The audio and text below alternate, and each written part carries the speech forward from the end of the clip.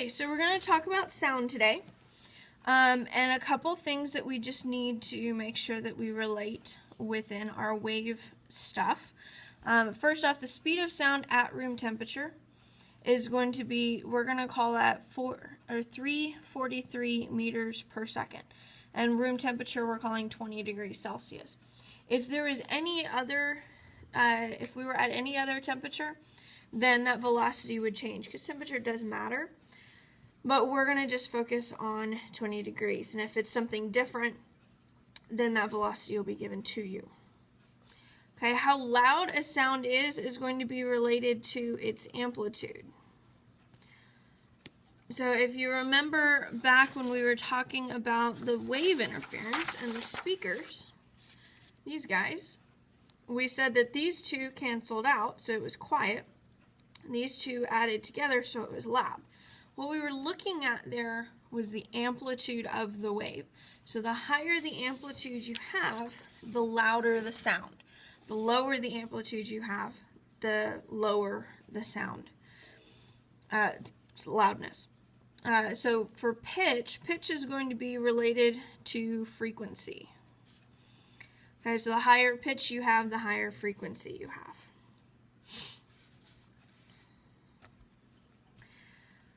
Okay, for your sources of sounds in our columns, your fundamental frequency will be your lowest number of notes. Okay, so how small can you get your notes? And a harmonic and an overtone is going to be some multiple of the fundamental.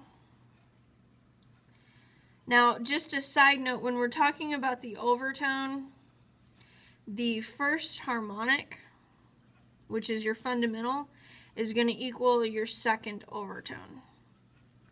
So, let me change that, sorry. Your second harmonic is going to equal your first overtone. So overtone does not include that first fundamental frequency. When we talk about harmonic, it does. So just to keep that in mind. So a string is bound by points A and B, so we know we have nodes at A and B. Draw the string vibrating in its fifth harmonic and give a wavelength of the standing wave. Okay, so if we have the fifth harmonic, that means that we have 5 loops, or 5 antinodes. So if we count all the way across, we get that we have 20 different boxes. So if we count each one as 5, so 5, 10, 15, 20.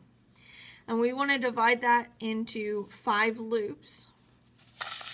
So we're going to do that, and each loop is going to be 4 units. So whatever this block is, 4 units for each loop.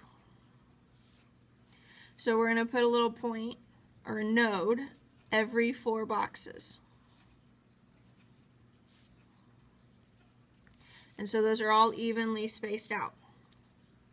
From here, we're going to draw our waves. And I'm going to draw my 2 waves in 2 different colors, just so that we can see the forward wave and then the backward wave.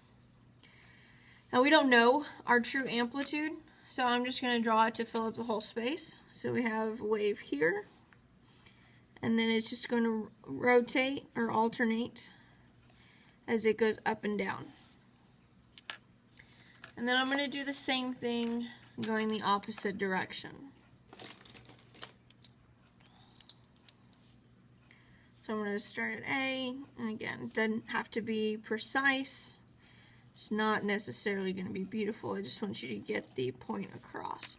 So for our number of loops, we have 1, 2, 3, 4, 5 loops, or 5 antinodes.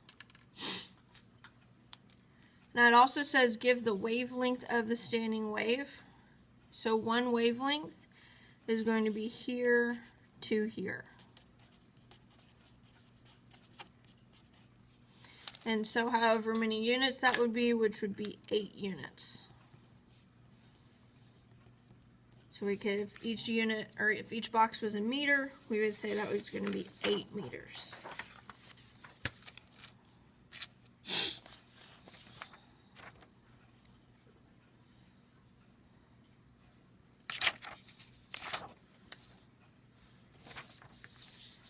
Okay, this next part gets a little bit tricky because we're talking about strings versus an open tube versus a closed tube.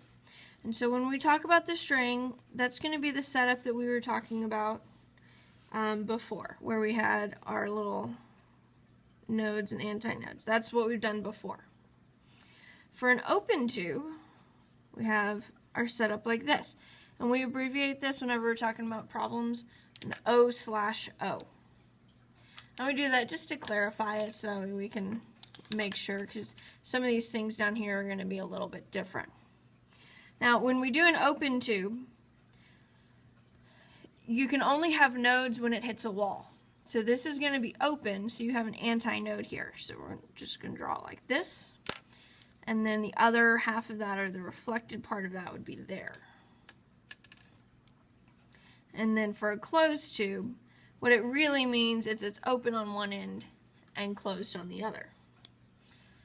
So for our wave, we have it a node at the closed part, and I'm going to draw this one not in the first harmonic, okay, and then open at the open part, or an antinode at the open part. And the open closed tube is a whole lot harder to draw in general, and it's harder to think about because we have an odd fraction of the wave, which we'll get to when we do this below. Okay, so on the string at the end, we're going to have nodes. For the open tube, because there's no wall, we're going to have antinodes. And for the closed tube, at the closed end, we're going to have nodes. And at the open end, we're going to have antinodes. So that's going to be a little bit different. Okay, so the nodes, or the end value that we're counting here, is going to be the number of loops for the strings. So it's going to be 1, 2, 3, etc. For antinodes, we're going to do the same thing, counting 3. So here we're counting antinodes, so this would be 1, 2, 3.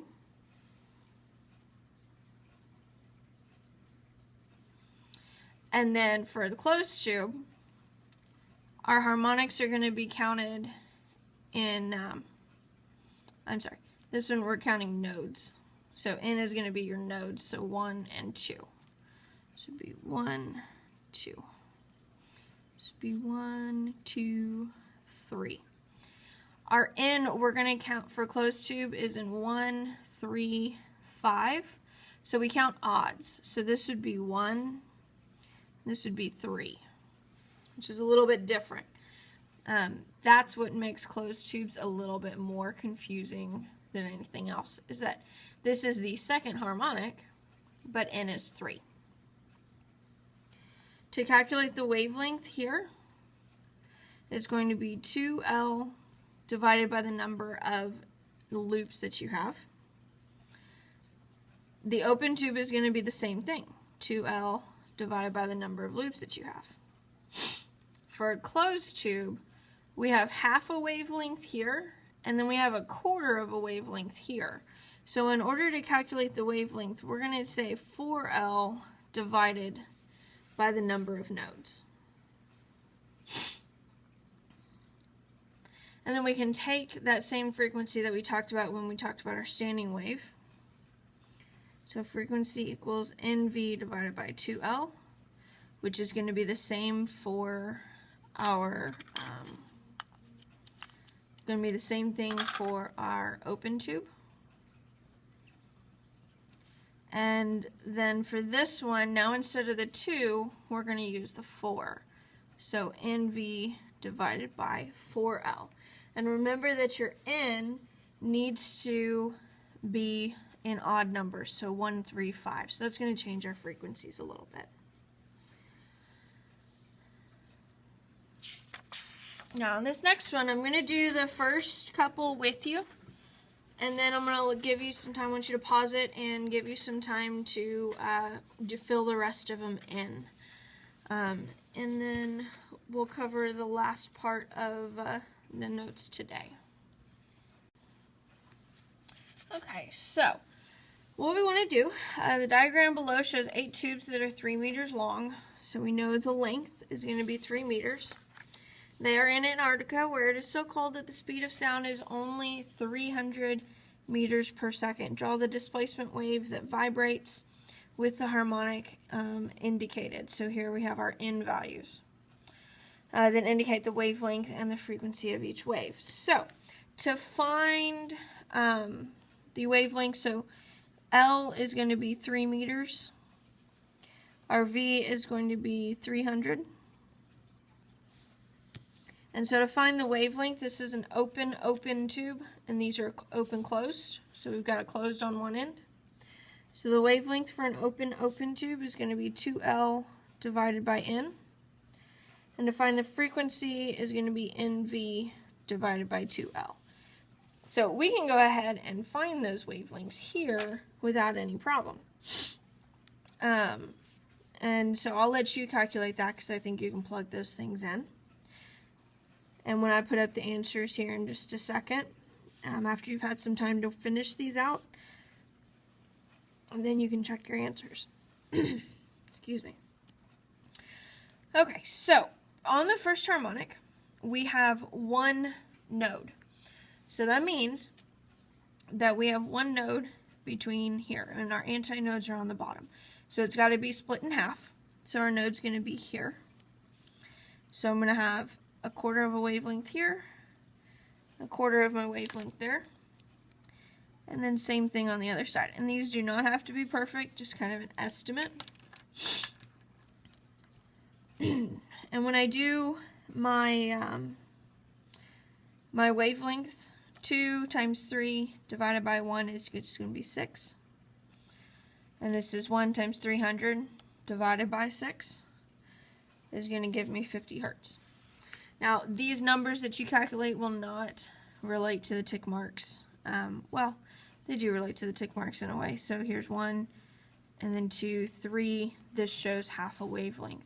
So my full wavelength will be different on this one because I have a different nodes. So we'll do the first 4 of these together, and then I'll let you do the last 4 on your own. So let's go ahead and stay with the open. Okay, we have 2 nodes, so we want to take these sections and divide it into 3, and when we do that, we get our nodes to be about right here. And between nodes, we have our full half of a wavelength, and then we leave it open on the other end. So this is like the picture I drew at the beginning. Again, it doesn't have to be perfect, just kind of curve it a little bit. And when we do the math, we get 3 and 100. So here's our fundamental frequency. And notice that as we went up, it was 50. 50 times 2 is 100. And our wavelength cut in half. So let's go do the open closed tubes, and then I'll let you do these last 4 on your own. Okay, we have one node, and those nodes are going to be here at the end where the closed tube section is. So that means that this is going to stretch out and open all the way over here. And so this is all the way over here. And that's 1/4 of a wavelength. So if this is 3, then 1/4 of a wavelength is 12. And the fundamental frequency will be 25 because it's N and 25. For my next one, I know it has to be open. I've got to have it closed over here. So here's my node. And this one is going to be a little bit easier to figure out what is my wavelength and then work backwards. So when I calculate my wavelength, I've got 4, we'll write this here, 4 times L, which is 3, divided by 3, because my wavelength is 3. So that means that my wavelength is going to be 4. Between 2 nodes is half of a wavelength. So half of a wavelength is 2. So this will be 1, 2. So that's half a wavelength there. And so then I can connect those. So here's a node, and then opening to my antinode. Node, antinode. And to get my frequency, I can plug it into my formula, or I can just do my fundamental times 3. So 25 times 3 gives me 75. So go ahead and pause the video for just a little bit, and I want you to go ahead and solve these on your own. And I'll put the answers up here for you to look at, and then we'll finish up our notes by talking about some resonance and Doppler effect.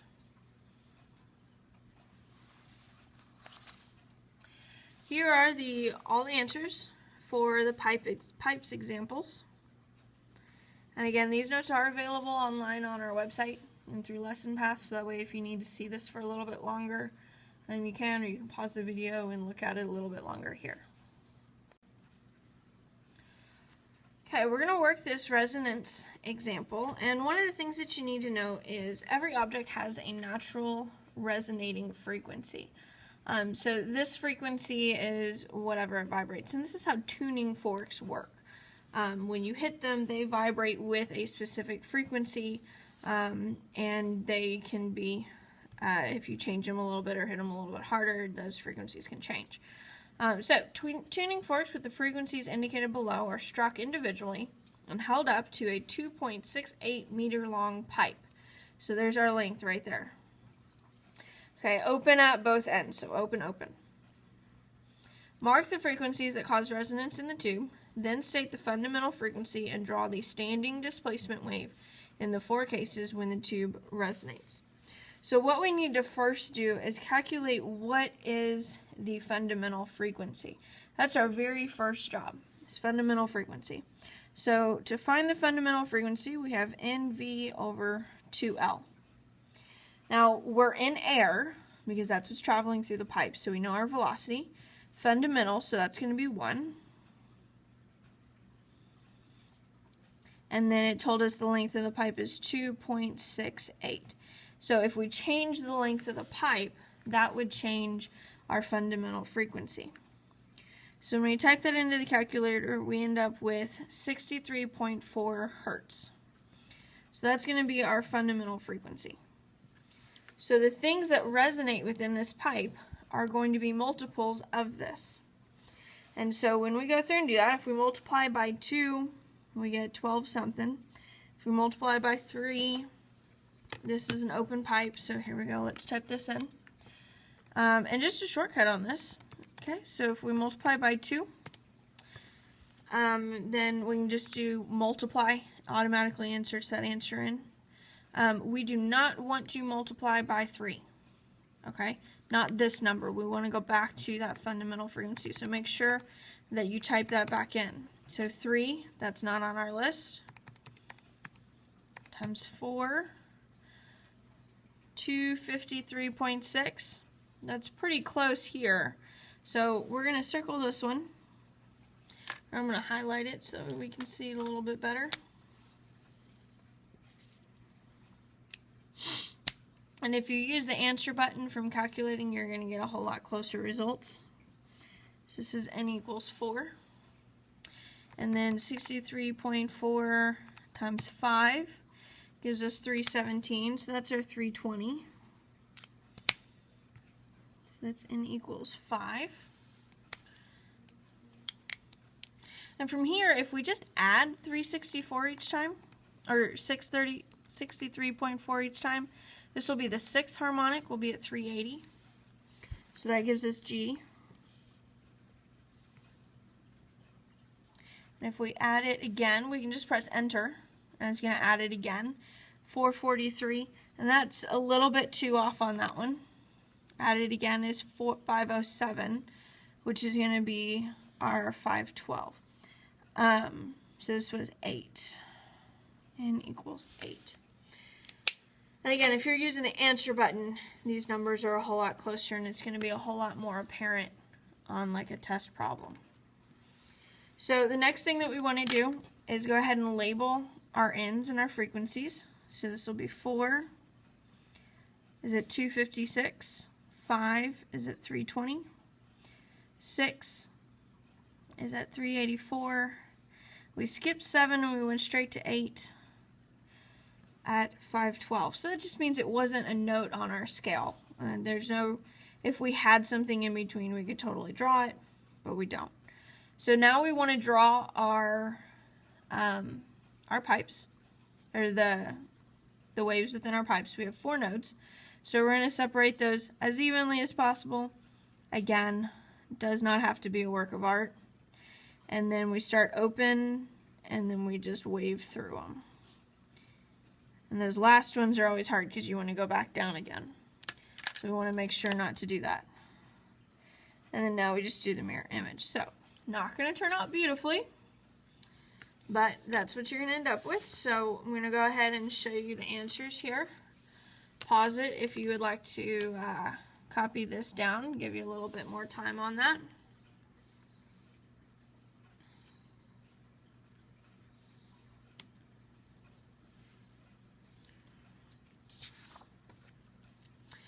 Okay, the next couple things that we have to cover, the first one is beats, and beats are going to occur when constructive and destructive interference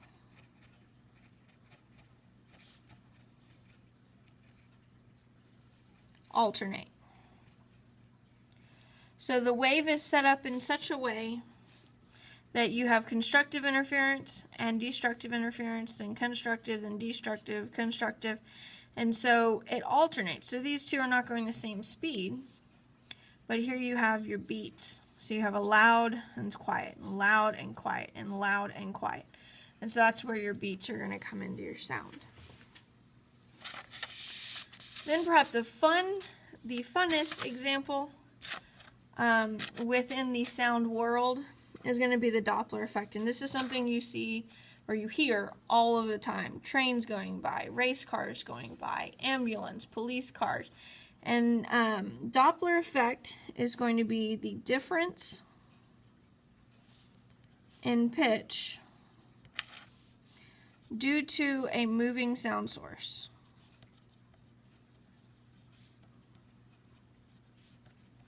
So everything that we've been talking about so far has been stationary. Well, now if you're the observer and you're stationary and the object is what's moving, as the object is moving, so this fire truck is moving towards the left, those sound waves are piling up in front of him and spreading out behind him. So this is going to be a higher frequency because the wave occurs more, and this is a lower frequency because the wave occurs less. So the observer hears a wavelength of some meters, observer A, and so here's a wavelength of, or frequency, and we're going to calculate that. And then we're going to talk about whether that's a higher pitch or a lower pitch. So observer A, wavelength. So if we come out here and we look at our wavelength, we can say that that wavelength is about 1 meter, if we're going to call this a meter. Okay. And if we calculate the frequency, so frequency equals velocity divided by wavelength, tells us our velocity. We're assuming the speed of sound now is 330, so you got to read the question.